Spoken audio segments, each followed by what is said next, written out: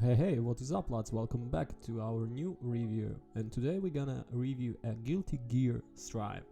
Arc System Works have been busy bees over the last few years, becoming the go-to developer if companies are waiting to get their intellectual properties into the fighting genre.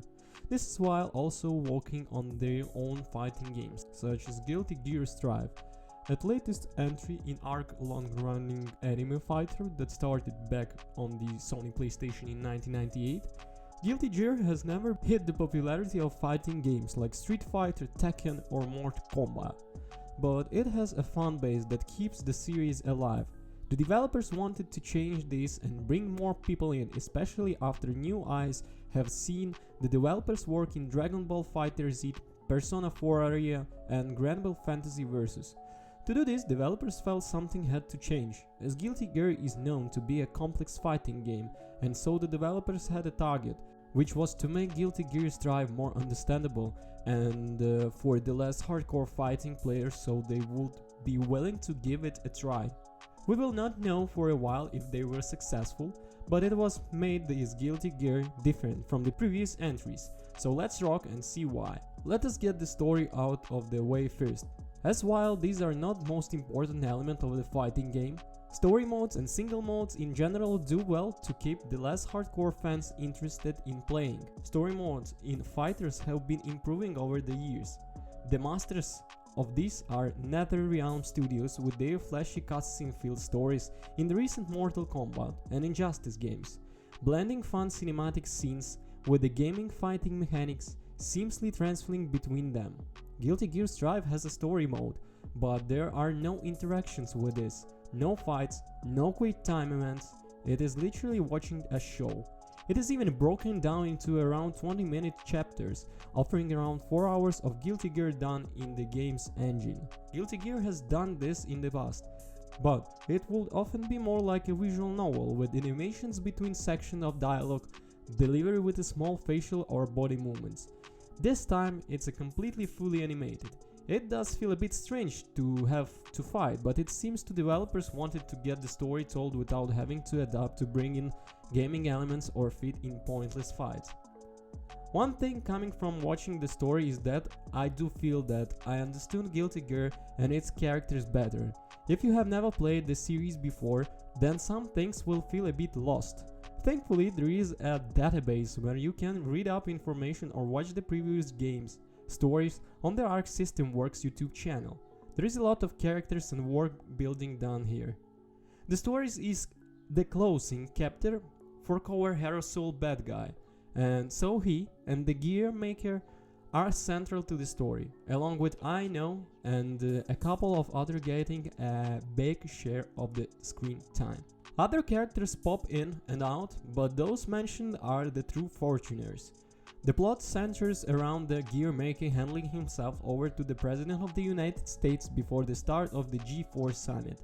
The gear maker wants to bring peace to the world and has a plan to do it while in the safety of a secure room where no one can get in without the president. Of course, this is all over the news, and so certain characters want to get the gear maker and his tome for own needs. The story finally becomes an alternative version of something like Olympus Has Fallen White House Down, but set in the world Guilty Gear. The story is rather entertaining enough that I watched it all in one sitting. Taking off single player options, there are not many modes to take part in. There is a mentioned story mode to watch, there is also arcade mode, survival mode, versus mode, for local or CPU play, tutorial mode and mission mode. The latter two are the most important. It teaches players how to play the game. The tutorial is very basic, learning how to move, jump, block and that's all. But the mission mode is where things become much more interesting. Mission mode delves into the deeper mechanics of Guilty Gear Strive. It is broken into 5 groups, with each demonstrating more complexity. Mission mode begins with the topics like throwing, dashing, bursting special moves and some of the Guilty Gear unique mechanics like Gatling combos. Things begin to get more intense further into the missions as topics like yellow, blue, red and purple Roman cancels, how to look out of hit confirms, frame advantage, wall tech, fuzzy guard and even throwing in much tutorials, which help you in fights against the characters, something often missing from the fighting games. This is one of the better tutorials in a fighting game, and a video demonstration are added to each on to help people follow what needs to be performed. There is no dedicated combo trial mode, but some basic combos are learned with the characters in mission mode, as the game lets some trials done with any fighter. It will be interesting to see if these are updated in future, when new characters are added to the roster, as the developers have mentioned that some downloadable content will add new modes.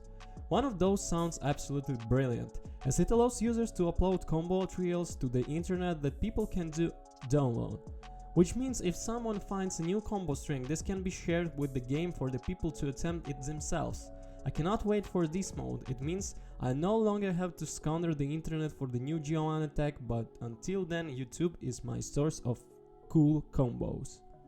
Mission mode shows that complexity is still in Guilty Gear Strive. There are plenty of mechanics to learn, but the main core of fighting has been changed thanks to the revamped fighting engine and philosophy, which means goodbye to some of the mechanics we have enjoyed, such as blitz attacks, danger time, instant kill, and dead angel attacks. One of the biggest changes in focus on damage and how they impacts the combos. Strive has tried to move away from remembering long combos for maximum damage. That does not mean combos are dead, not at all, because fancy combos can and will still be performed by the pro gamers, thanks to the mechanics like Roman cancel, but decent damage can still be done by smaller combos. Arc System Works has felt that turning up the damage from the shooter combos keep player engaged, and in a way it does give the feeling that less skilled players are doing something good against another player. The new wall break mechanics also help less experienced players by breaking up the pressure from an opponent. A softened corner pressure can be a bit impact on the outcome of a battle. Guilty Gear Strive prevents the issue by having a wall break after so many hits in a combo that sends the character into a transition to another part of the level, in essence resetting the distance from the two fighters back into the middle of the screen is a neutral stance again. This is a sort of a get out of jail free card, as they no longer have to predict what the opponent is going to do to get out of the corner. Guilty Gear Strive is a tad slower previous games, but fights will be still quick due to high damage, plus the movement in the game is still fast compared to the other fighting games. There is plenty mobility available from the high jumps, double jumps and air dashes. The place into the game waiting is players to be aggressive, so much that it rewards for doing so. Hitting a counter is met with a meaty effect that slows the game down for a quick instance to give time to follow up with the inputs. The developers have made it key that opportunities to attack are made very clear from these slow motion or stun animations, which promotes being aggressive.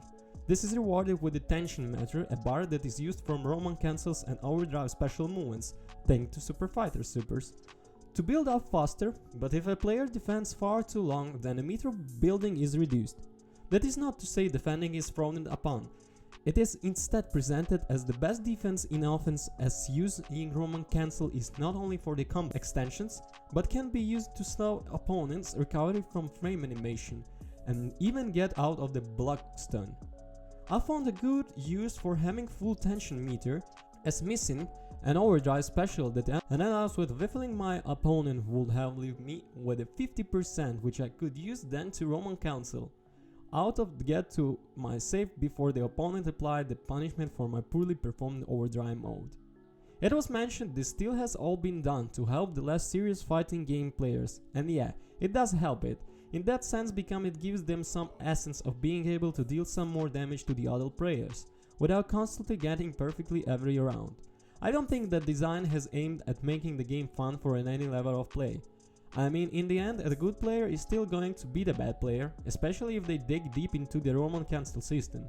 But players, no matter their skill level, will feel they are more involved in the battles, and may just want to invest more time, as they feel that might be able to get somewhere in the game community without having been touch of that in every battle. Guilty Gear Strive is a beautiful game to witness in action, with banging tunes, quality and well thought out mechanics, and netcore is some of the best in the business thanks to acceptable of rollback.